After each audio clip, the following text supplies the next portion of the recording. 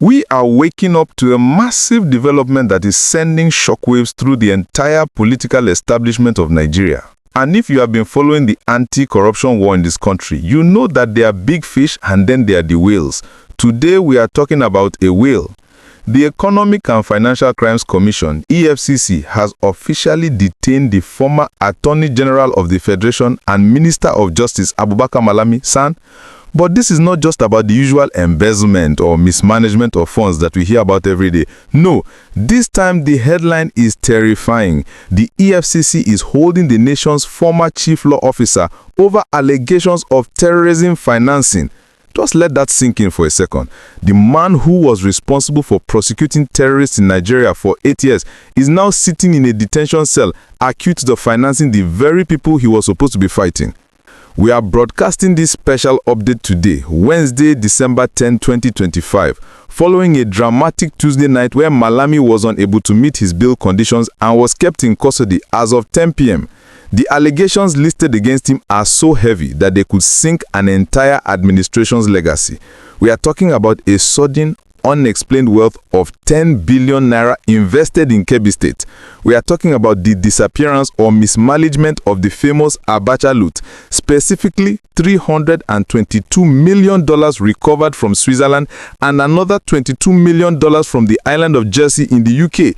And if that wasn't enough, the investigators are now turning their spotlight on his family, specifically one of his wives, regarding a staggering 4 billion naira cash advance from the Central Bank of Nigeria's Anchor Borrowers Program. It seems the EFCC has decided to take the gloves off. Let's dig deep into this terrorism financing allegation because it changes everything. For a long time, Nigerians have asked who the sponsors of terrorism are. We have heard rumors, we have seen lists that were never published, and we have heard government officials say they know who the financiers are but cannot name them. Now the EFCC is pointing a finger at the former AGF himself. While Malami has come out swinging, stating on his X handle, formerly Twitter, that his public record stands in direct contradiction to these claims, the EFCC is not backing down. They are saying they have intelligence that links these massive movements of funds to suspicious accounts that may have facilitated insecurity. If this is proven true, it will be the biggest betrayal of the Nigerian state in our history. Imagine the person in charge of the Ministry of Justice allegedly fueling the fire that has consumed thousands of lives in the north. It is a claim so bold that the EFCC must have rock-solid evidence, or else they are playing a very dangerous game. But let's look at the money, because the numbers are mind-boggling. 10 billion naira invested in Kebbi State.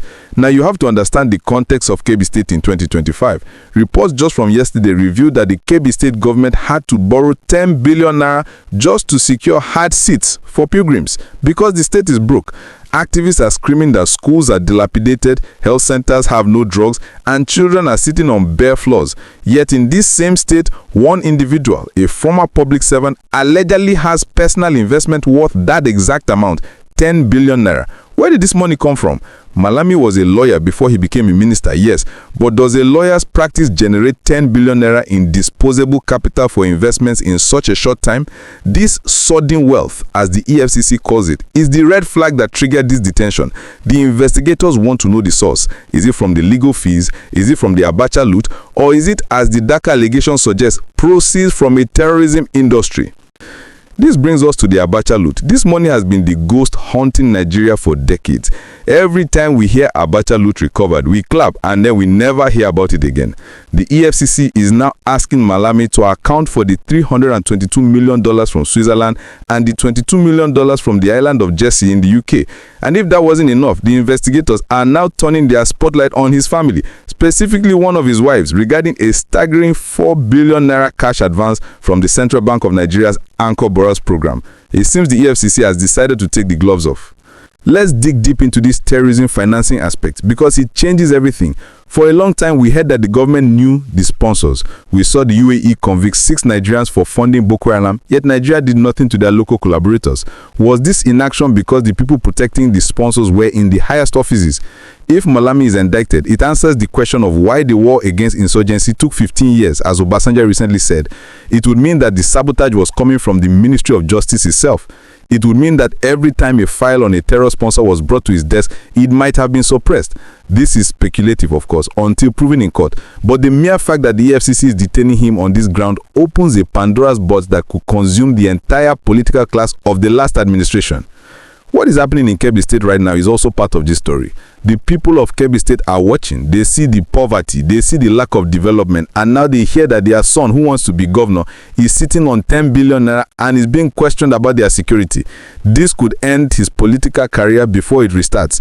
The ADC platform might have been his escape route, but the EFCC detention is a roadblock that is hard to bypass. We are also hearing that this investigation is extensive. This source said it will require some days to go through. This means Malami might not be going home anytime soon. We could be looking at a prolonged detention or a court order for remand. The EFCC is likely analyzing thousands of transaction records. They are looking at the 4 billion naira from the CBN. The CBN under the previous administration printed money like it was going out of fashion. The Anchor Borrowers program was awash with cash. If that cash ended up in the private accounts of the AGF's family, it is not just theft, it is economic sabotage. It explains the inflation we are dealing with today. We are suffering the consequences of that free money era now. As we watch this unfold, the question on everyone's lips is, will this lead to a conviction? We have seen media trials before. We have seen big men detained, paraded, and then quietly released when the noise dies down. Is this different? The specific mention of terrorism financing makes it different. You can settle corruption charges with a plea bargain or by returning money. You cannot easily plea bargain your way out of terrorism charges. That carries a stigma and a penalty that is life-ending politically. So where do we go from here? We wait for the official charge. We wait to see if the EFCC will bring him before a judge this week. We wait to see if his wife will be arrested. The drama is just beginning. But one thing is clear. The immunity of the untouchables is fading. If a former AGF can sleep in an EFCC cell, then truly, power is transient. I want you to hear my thoughts on this. Do you think Malami is guilty of these allegations? Or is the government just trying to silence him because he joined the opposition ADC? And what do you make of the terrorism financing claim? Do you believe officials were actually funding the insecurity we faced? Drop your comments below. Let's debate this. This is the biggest story of 2025 and we need to talk about it. Don't forget to like this video so YouTube shows it to more Nigerians. We need everyone to be aware. Subscribe if you haven't and turn on notifications.